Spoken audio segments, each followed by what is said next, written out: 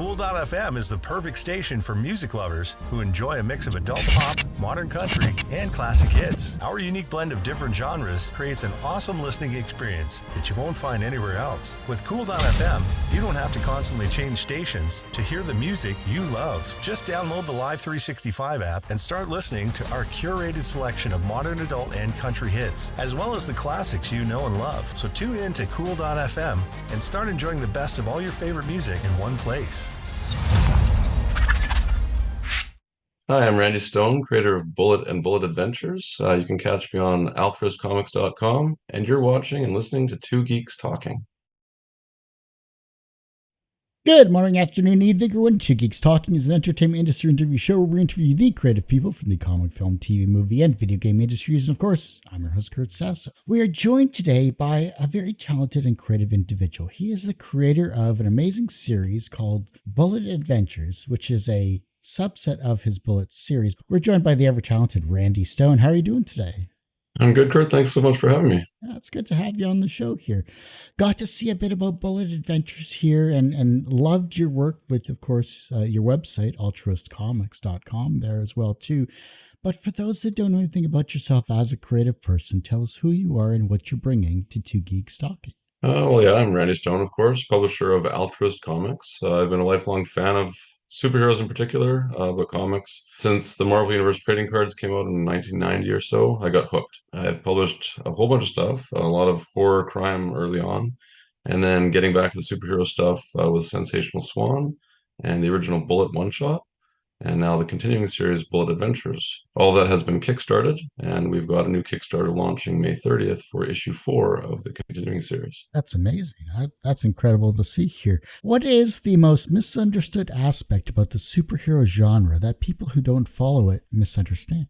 I guess a while back you'd think that maybe everybody thought it was just for kids, and then we went in such a far grim and gritty direction that now it almost feels like the opposite. I'm kind of turning it back. Bullet Adventures is not aimed at kids specifically, but it's all kid safe, and it's just the fun, colorful superhero stuff that I got into and have always loved. I think that's probably something that's missing now because everything has to be a serious take on superheroes, whether it's a crime procedural book with capes or, a horror story in spandex.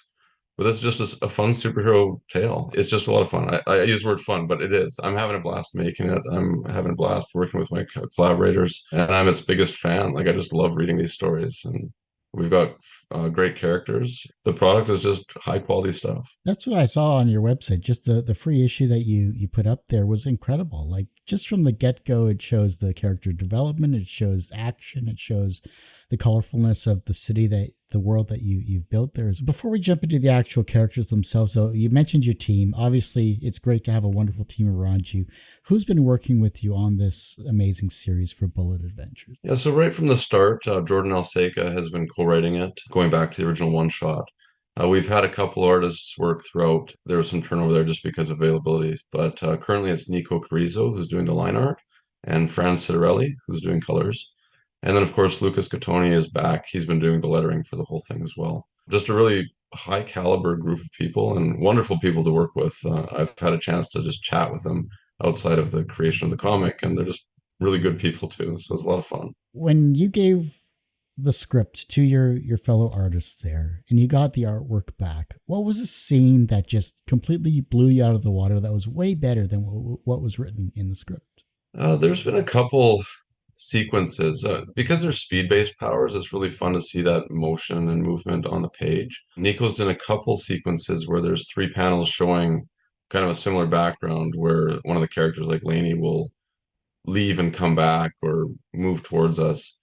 And I just really like how that came across on the page. Issue 3, which was part of the last Kickstarter, it did have what I call the page. I revised what Jordan had written in his script, kind of changed that whole approach to it, which I thought was somewhat innovative, showing these speedsters moving around a building in what amounted to seconds, but taking up the whole page in one giant panel.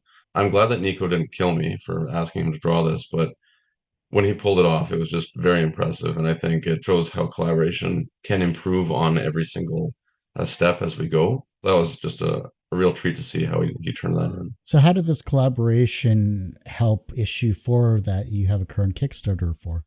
Unfortunately, because Laura Kane was originally drawing the series from issue 1 and Nico stepped in with number 2, the scripts were all done before Nico came on board. So there wasn't as much collaboration as far as storytelling and whatnot. So I can't say that one issue influenced next yet.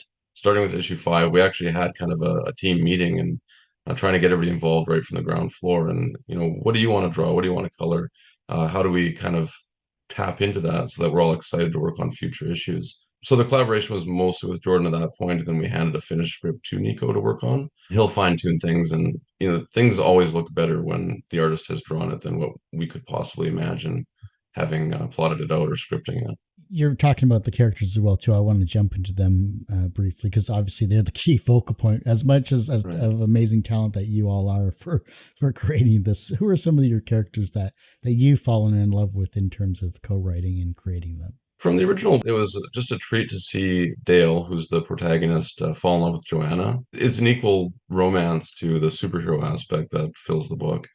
Obviously, he fights villains and stuff, but their relationship and how that forms and they grow together was key in how that whole story came about. So yeah, of course, I just liked falling in love with them falling in love. You can't help but love those two characters. And then, of course, with issue 2, we're introduced to Dale's granddaughter in the present day, and she's a speedster, and she's a lot of fun and just a lovable character as well. Getting into all the villains, seeing their costume designs, and again the colorful characters and power sets that we're dealing with. It just goes back to just why I love comics to begin with. Like, you get caught up in these things and you want to see them battle on the page and see these bad guys doing bad things and the heroes stopping them. It's got to help in terms of your creativity because you have a lot of influences and inspirations to draw from as well too. I mean, I can see it behind you. I can see it kind of in your bookshelf there as well too. That's And right. obviously, homages are always wonderful to have as well too. But what keeps you creatively fresh when it comes to creating bullet adventures? We're doing kind of a modern take on old stories, or maybe a classic take on modern stories. I'm not too sure with that. I don't read a whole lot of new comics, and that's just because I don't have the time or money to really get into it anymore. I'm busy putting money into my own books, and then working on that.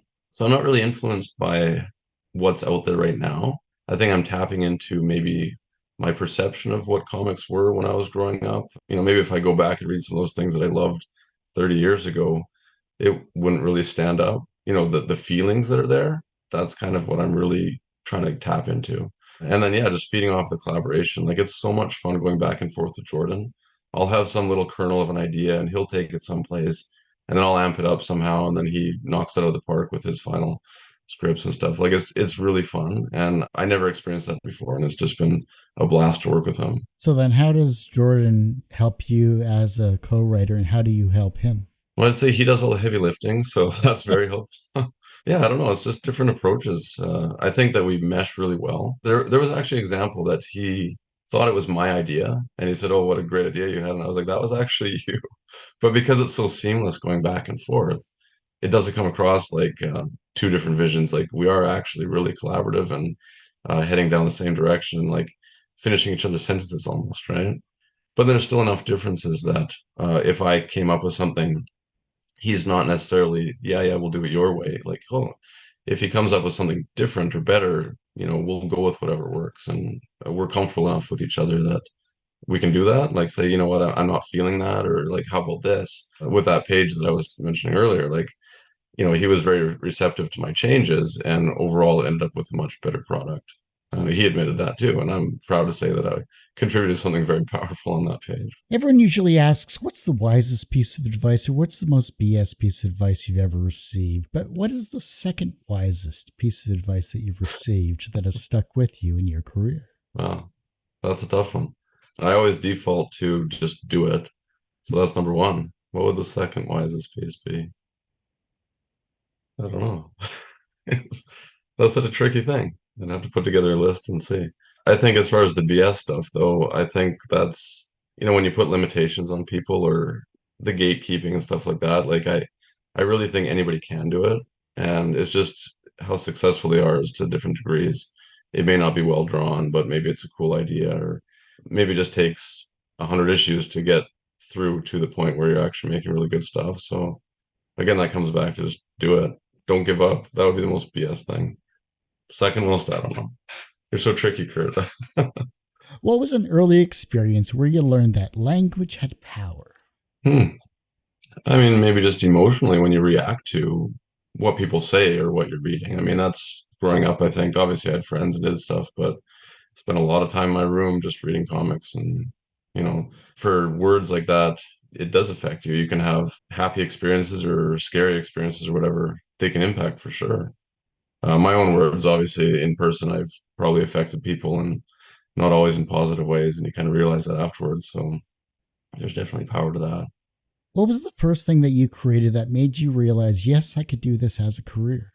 It's probably easier thinking about things that I created that I almost gave up on. I'm still not sure I can make it as a career. It's a grind for sure. But yeah, I was making comics back when I was little and I always wanted to. That was the goal. Real life kind of stepped in. You realize that you've got to get bills paid and comics can't always do that. But yeah, just the fact that I enjoyed doing it and seeing that other people did, maybe that realization that there are actually people behind it. When you fall in love with stars like Jim Lee or something, you realize there's somebody behind the comics that you're reading. And then yeah, maybe think that I can do that. Maybe not to Jim Lee's level, but it's something that people do, and I might as well try to. And I've got a bunch of books out in the world, so it's a pretty cool feeling. How's the comic convention circuit for the series that you've done, or any series that you've created? I just mostly do local shows. I don't know. I'm not a salesperson, so I can't judge it by sales. I did one this past weekend, and I think the highlight was probably like a 7-year-old kid who came to my table. He dragged his dad, and his sister and his mom were kind of shortly behind them. And he was saying, I want this, I want this, I want this. And the dad's like, okay. And, he picked out, I've got variant covers for each of my bullet numbers. And yeah, so he's picking out which of the covers he wanted. And he was all excited about that. And equally cool was that his sister, who was probably 13 or so, was super excited for him. And just for this kid and the family to all be not just supporting my work, but like feeding this joy of reading a superhero comic. And that lifted me up. It's just really neat to see children get into it, just like I did when I was young. And it'd be really awesome if Bullet Adventures was something that got other kids hooked on comic books. And, they go on to have a lifelong love of the medium or even get into it as a creator themselves someday. Kickstarters are like a second job, quite literally. You've done many yourself, so I'm sure you understand that far too often, or far too well, I should say. What is this Kickstarter campaign like, and what have you done differently, say, compared to other campaigns that we can look forward to? I pretty much use a similar template from issue to issue, so I'm not changing up the main page much, but I know that Kickstarter can show photos of the rewards now. So I think that'll be the biggest difference. You can actually see them right there when you want to back something. There'll be the pictures that you know exactly what you're getting. On issue 1, there was some confusion, which was the cover A and cover B, because you don't see that. If you didn't reference back to halfway down the story page, you wouldn't see that cover A was one that Nico drew and cover B was Laura's cover. So that'll be helpful. As far as just the content of the story pages, probably not much different. Basically, new issue options, large bundles, and then catch up if you didn't get the previous issues. Of course, everything else I've published is also available, so you can pick up Crime Pays or Sensational Swan or any of those things. Is there a comic that made you feel the way you hope readers of your work will feel after reading it? Yeah, I mean, there's a lot of them, really. Anything that brought me back month to month. In high school, I remember I couldn't possibly wait 30 days for a new issue of Preacher. Hellboy, basically, the creativity in that was just inspiring. Just really anything. I mean, even the worst possible comic is still like quite an accomplishment. If you look at it from that perspective, that somebody spent months or years of their life to put this together, writing, drawing, getting the files ready, having it printed, and I know what it takes. So anytime I see even what you'd consider a low quality comic is a huge amount of work, and I have so much respect for everybody who does it because I know what it takes. Everyone has one person that inspired them on their path to where they are today. Who was that for you? I mentioned Jim Lee earlier just as an early influence. I couldn't possibly draw like him, but he was somebody I was trying to emulate as a kid, and I followed him religiously when they moved to Image and their Wildstorm stuff that he was doing. So yeah, I guess early on that was really it. Kirkman, I think he's probably a big influence just on what's possible with comics, and he's got more than just the comics at this point, but Yeah, he was so driven. Somebody like him, or maybe even Todd McFarlane, who the drive to create and build these comic empires is equal to or more than their creativity and their actual skills. So I think they're definitely an influence in that respect when I'm trying to build my own company and put out product and hopefully reach the masses. I mean, I've got friends behind me, like a fellow creator, John Ward. He's a guy I met locally. I've known each other for a few years now. And I think just we became fast friends. And every time we have a conversation about the industry, I leave that just really motivated to produce more and like do more and make a difference in the industry there. Chris Pierce is another guy who's been friends with me for probably 20 years or so. Amazed at how much he's accomplished, and every time we talk to, it fuels the fire to be better and do better in the industry, and I hope that works out. From a professional standpoint, you created multiple comic series, including, of course, amazing collaboration with Bullet Adventures here. And I'm sure you're going to create many more that we haven't had a chance to really touch on, but I want you to come back so that you can discuss this in the future, because I think we can easily pick your brain for many more creative talents that you have that should be showcased on this show. So professionally, you're successful in that regard.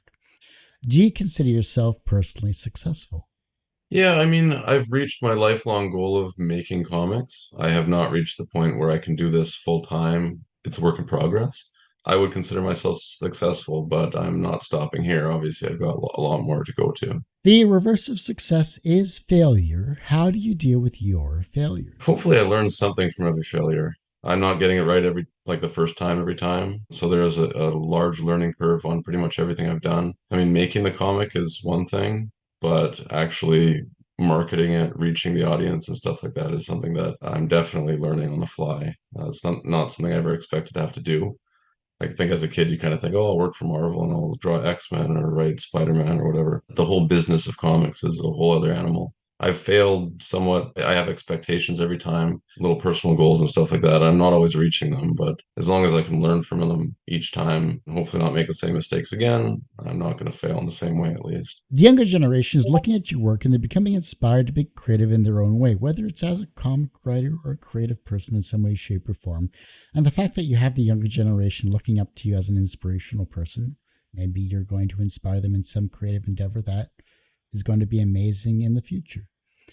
How can they inspire the generation that follows them?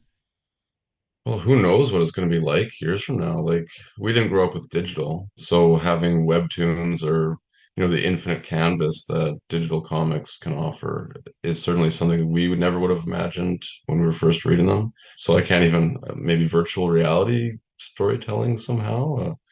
I have no idea. Like, technology changes so quickly that it's impossible to predict what's going to happen 5 years from now, let alone 20. The last question is this, and this is the fun one. If your life was a comic book, what would its title be, and what would its soundtrack be? I don't know. I think my life is fairly boring. I can't imagine it being a comic that people would want to read.